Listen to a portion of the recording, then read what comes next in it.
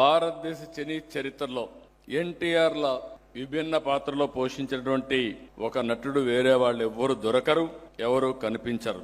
ఏ పాత్ర పోషించినా ఆయన మీరు చూస్తే ఆ పాత్రలో జీవించాడు. ఒక వెంకటేశ్వర స్వామి పాత్ర వేయాలన్నా, శ్రీకృష్ణుడు పాత్ర వేయాలన్నా ఆయన ఒక క్రమశిక్షణ. నాన్ వెజిటేరియన్ తినేవాడు కాదు. అదే సమయంలో ఇంట్లో కూడా మంచం మీద పడుకునేవాడు కాదు, చాప మీద పడుకునేవాడు. అంటే ఒక మనిషి ఏదైనా ఒకటి చేయాలంటే ఏ విధంగా ప్రాక్టీస్ చేస్తారనేది ఎన్టీ రామారావు గారు ఒక ఉదాహరణ.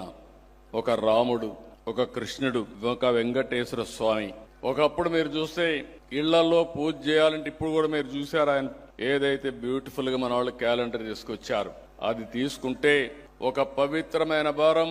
దేవుడు అనేవాడిని మనం చూడలేదు, కానీ ఎన్టీఆర్ రూపంలో దేవుడిని చూస్తున్నామని చెప్పి కూడా నేను మీకు తెలియజేస్తాను.